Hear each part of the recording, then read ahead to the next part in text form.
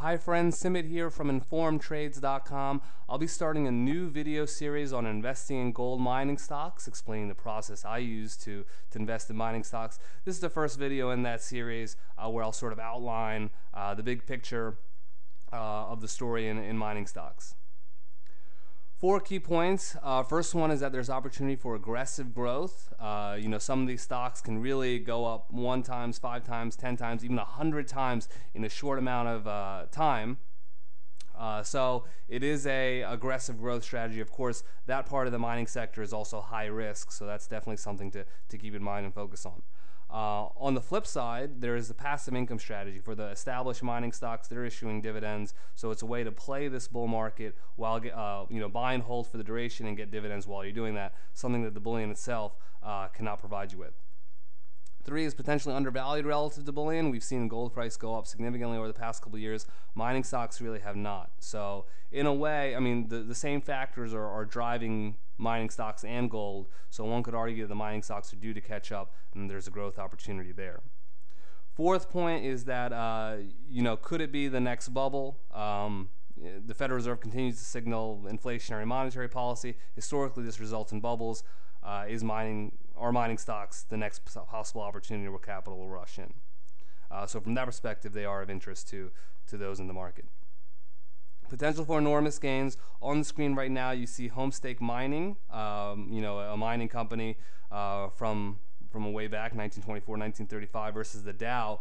You see, especially if you got in 1931, you see within 4 years, Homestake Mining had a significant increase, basically giving 4.5 times return on capital. So if you invested $1 in 1931, 4 years later, it was $4.50.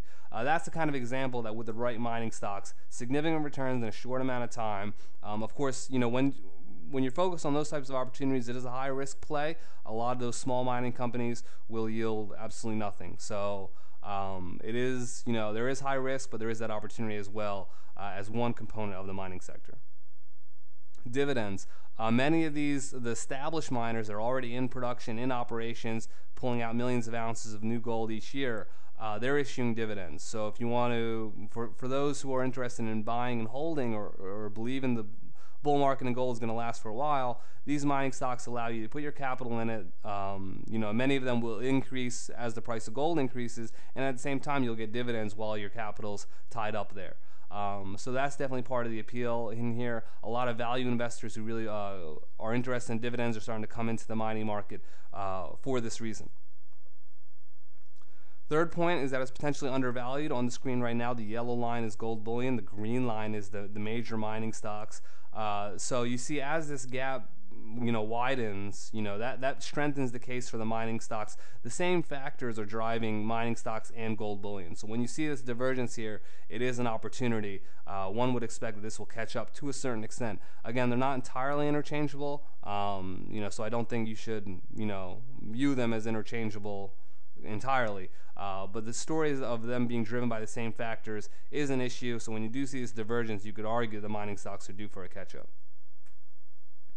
The next bubble, still at this point in time, mining stocks and bullion itself are, even though they may get a lot of talk in certain parts of the media, they're still a very small percentage of global assets. Money has not stepped in here, yet as inflationary monetary policy continues to be what the central banks are planning, that increases the chances of a bubble going somewhere.